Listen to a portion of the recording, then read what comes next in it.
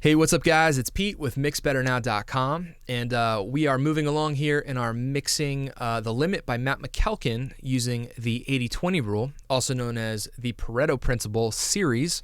For those of you just tuning in, the 80-20 rule, also known as the Pareto Principle, states that in the majority of life's events, 80% of the outcome comes from 20% of the input or from 20% of the effort. When translated to mixing, what it means to me is 80% of our end mix results come from 20% of the mix moves that we do throughout the course of our mix. Simply put, the broad strokes count for infinitely more than the little teeny tiny small minutia that we do, such as focusing on one track. I think things like mix bus processing, bus processing in general, right? Treating groups of tracks instead of individual tracks will get us a lot further to our end result and our end goal. So I've got this track pulled open here. In the last couple videos, we talked about things like mix bus processing, doing EQ and compression, harmonic saturation, tape saturation, limiting, all of those things on the mix bus to get our sound as far along as we can just with a faders up mix. I also kind of showed you guys my template, my layout, how I route my sessions, how I use my sessions. For those of you who want to get a free copy of my templates that I use in Studio One, Pro Tools, Logic, Cubase, all those things, sign up for the email list. I'll send you my free swag bag, which has those in addition to multi-track sessions, drum samples, Bricasti impulse responses, all kinds of good stuff.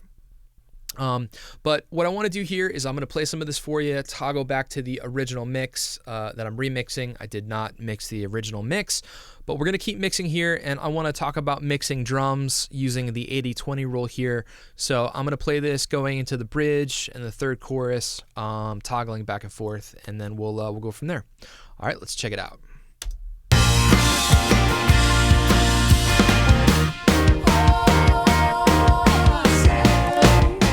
Shouldn't be this way. Is it shouldn't be this rough in love? Will you take my heart to the limit? It'll keep me coming back for more. But you tell me your heart isn't in it. I'll tell you one you've never heard before. The seeds were formed with violence.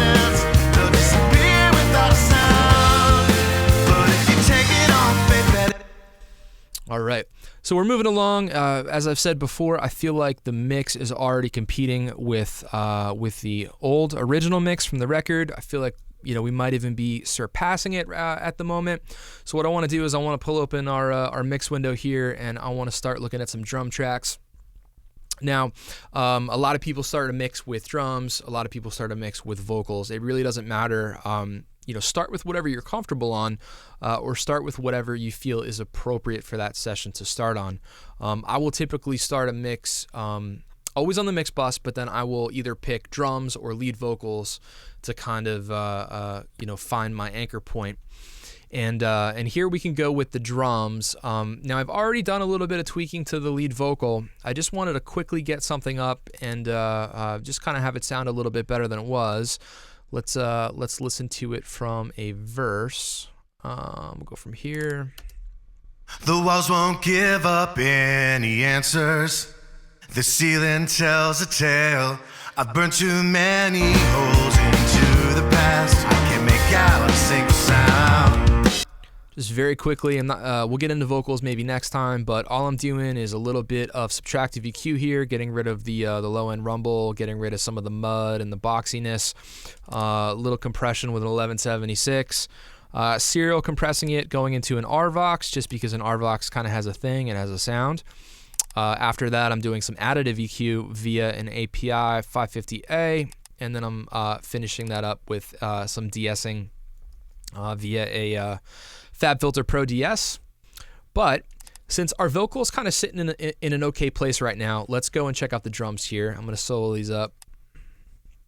Go back to the first verse. Now the drum tracks that we have a kick in, a kick out, a snare top and bottom.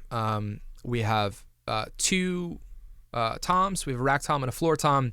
Then we have 4 tom tracks that were overdubbed after the drums were tracked. So that was done later on. I'll show you those in a second. We have a hi-hat. We have overhead left and right. And then we have 3 room mics. So we have a mono room mic, or a room center as I have it labeled. And we have a room left and right.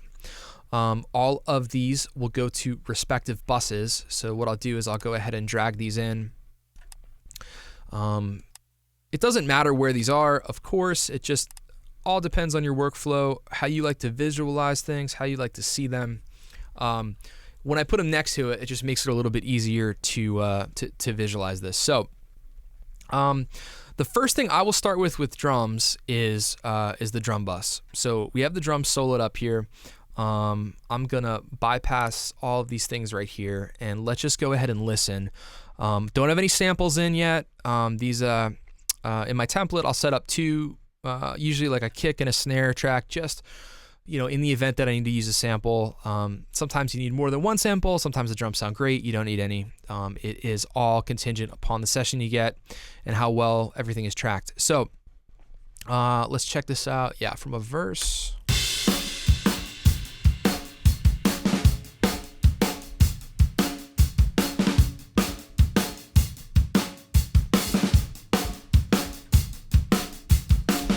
So the first thing that I will usually do when mixing drums is I will listen to the overhead tracks. This is kind of how I get my static mix, how I get my drum balance, if you will. So I'll pull up the overheads. I'll start with them, not the kick. I like to use the overheads to get an overall image of the drum kit, because to me, overheads are much more than cymbal microphones. In our overheads, we can capture the entire kit, right? We get a whole image of the drum kit: kick, snare, toms, cymbals, everything, and even get some of that room sound. So let's hear what these sound like. I'm gonna bring the drum level up here a little bit so you guys can hear it.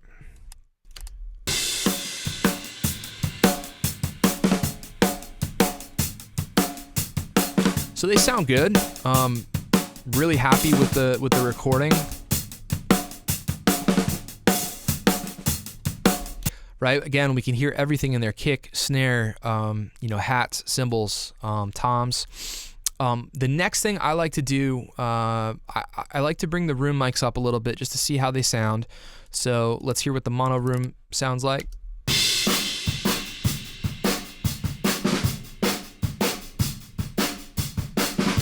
So that's a very cool drum sound. I love mono room mics in addition to the stereo. Here's left and right.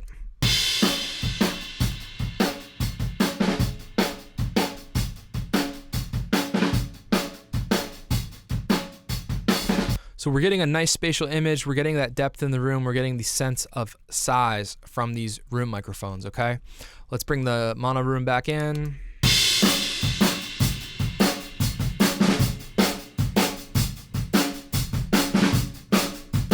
So I can just hear, I can tell that the mono mic is closer than the stereo mics. So my assumption is that if I'm sitting at the drum kit, the mono mic is probably somewhere in front of the kick drum, in between the drum kit and the left and right room mics. Reason that's important is because I'm gonna incorporate this mono room mic, the room center. I'm going to incorporate that more into the sound of the kit, as opposed to getting that distance and that size from the room mics, from the left and right room mic, excuse me. So with the overheads in, they sound like this.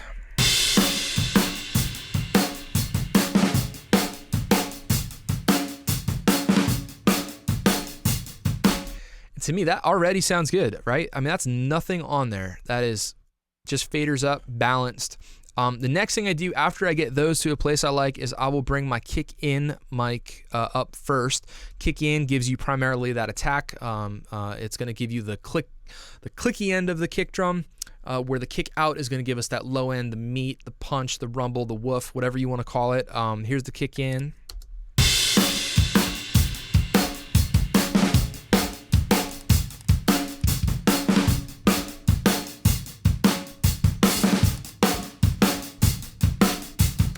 Okay, here's the kick out.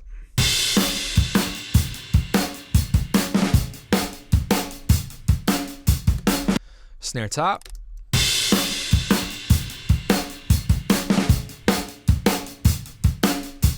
Bottom.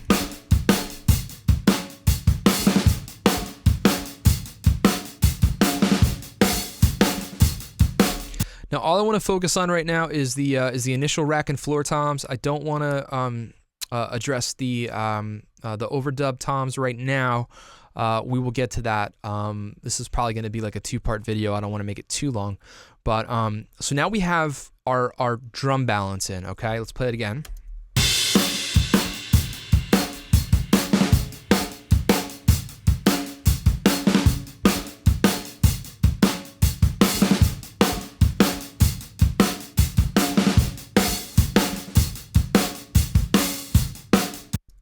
All right, so after I get my drum balance, I can't stress how important it is to get an initial faders up mix, without grabbing any plugins, without doing any of those things. I can't stress how important it is to, take an hour and just move the faders around and get everything, to a place, gain stage it, and then get the faders up and move them where the mix already sounds good and well balanced before you put any plugins on your buses or on your individual tracks. That is going to help you out so much in the long run. It's going to save you time. It's going to make mixing a lot more smooth, and and it's a big step in terms of getting the overall tone and shape of your mix done quickly. Because if I were to just pull the drums up and not address anything else, it almost becomes like a little bit more difficult, and everything gets louder than the previous thing, right? So if you pull the drums up first, then you pull the bass up. Well, the bass has to be a little bit louder than the drums because that's just the way it is. And then if you pull the guitars up, then those has to be a little bit louder. So I kind of think massaging everything up at the same time will give you almost a little bit of a head start on your mix before you start putting plugins on and having those kind of, exciting things kind of fool your ears. Anyway, went down a rabbit hole for a minute, but so what I want to do now is I want to look at the drum bus because we have a good drum balance, we have a good drum mix, and the first thing I like to put on my drums is I like to send it to a tape plugin. So in my template here, I have the UAD. This is the ATR 102. As I said before, it doesn't matter what plugins you use. I just want to emphasize the concept here. So I like to send the drums to a tape saturation, tape emulation plugin. I like this one on drums, just like the way it sounds. What I do typically is I pull it up, I turn the noise off, and I should do that right there. And I also turn the wow and flutter off. A lot of these tape plugins have, some pretty cool, very authentic feature sets like that, but I don't want any wow and flutter on my drums, and I don't want any noise on the mix. We don't have a noise floor. We're working in the box, so it doesn't matter. Let's turn this on.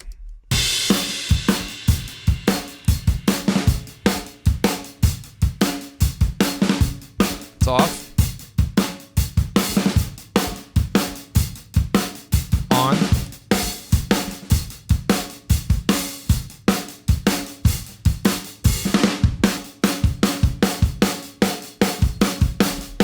All right, so right there, what that's doing is that's just kind of gently gluing everything together. We're getting a little bit of tape saturation, and tape saturation is essentially compressing, doing a little bit of compression. It just allows the peaks of the transients to be gently tamed, right? It's like when you drive tape real hard, you know what that sounds like. And I like this tape, the ATR 102. Compressor that I have set up right here. Now these may change at some point, but I'm using the FG Red from Slate Digital. Often I will also use one of my favorite DrumBuss compressors is the Alicia Compressor here, but this is a bit more aggressive sounding than the FG Red in my opinion. The other reason I'm using the FG Red here is because it has this high pass filter here, which allows us to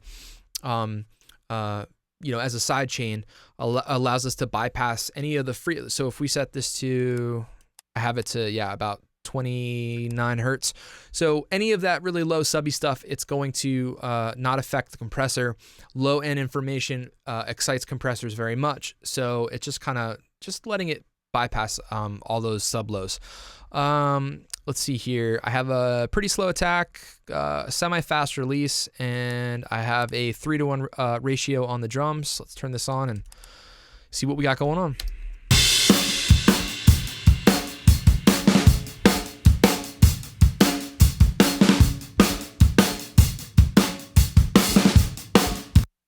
So if you look at the meters here, look at the when the kick hits, and then look when the snare hits. It's clamping down more on the snare drum hits, and it's letting some of the kick pass through. Now I want the kick to pass through because if I didn't have a high pass filter on or a sidechain on, it would be clamping down on that kick very quickly. And what that does is when you compress it, it turns the volume down. So we're gonna lose some of that largeness from our kick drum, and I don't want to do that yet. So that's why I have the high pass filter on, excuse me.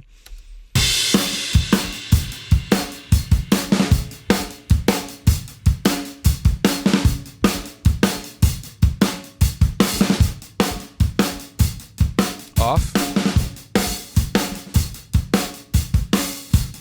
on,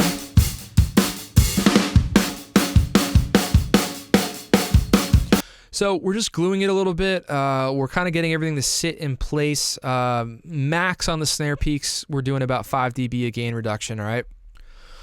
All right, so next up after the compressor, I'm just using the Tube Saturator 2 from WaveArts. Love this plugin. Just doing a little bit of saturation again. I have it on the 12AU7 preamp tube setting as opposed to the 12AX7. 12AX7 preamp tubes will distort a whole lot faster, and they can saturate more than a 12AU7 preamp tube. So that's why I'm using that, somewhere around 40%. Like a dB of the treble on the EQ. Again, it's a Baxendall style EQ, which is very musical, very gentle sounding. Has a mix knob. It's on wet, so we have it fully engaged, and then it also has an output knob, so we can level match. All right, let's hear what that sounds like in and out.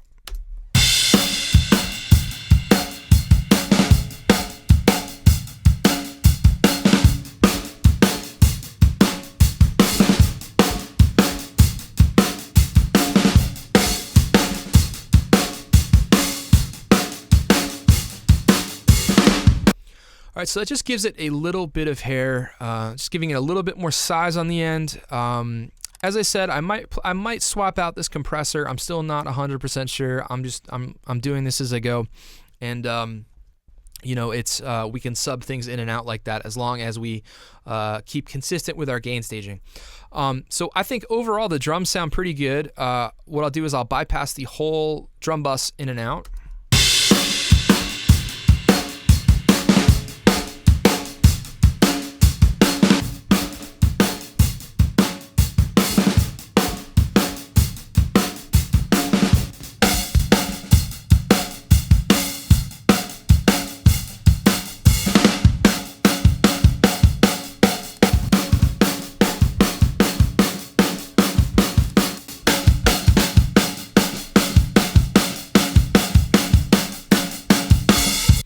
Apologize for the little bit of lag there. It's from the DSP on the UAD plugins. But so we're gluing on the drum bus right now. I like the way things are sounding.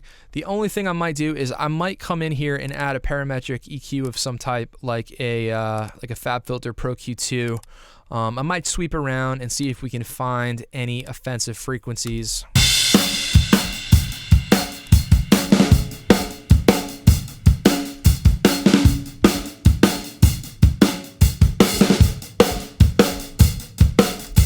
So something around maybe there, 469. Again, that's our low mids, that boxy, nasally thing.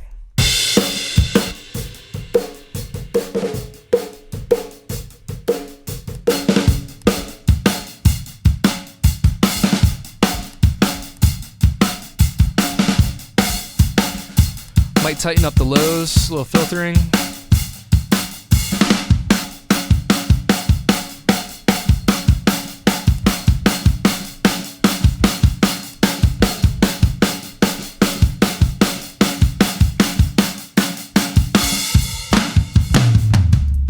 All right, cool.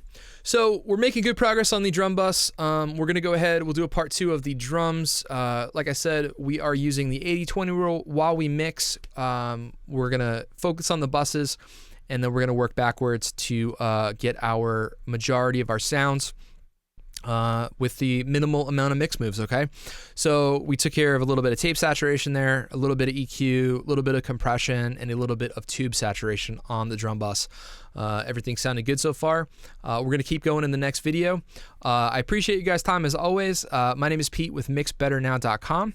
If you guys haven't already, please do me a favor. Please hit subscribe.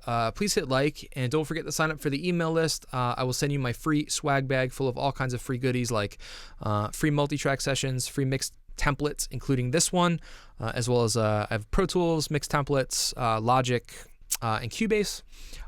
We have Bricasti reverb impulse responses, drum samples, all kinds of good stuff. There'll be a box in the bottom left-hand corner. Just click on that and go ahead and sign up, and I will send it to you. But yeah, so keep a heads up for the next video. I will be sending an email out to notify you guys, and I hope you have a great weekend, and I'll catch you next time.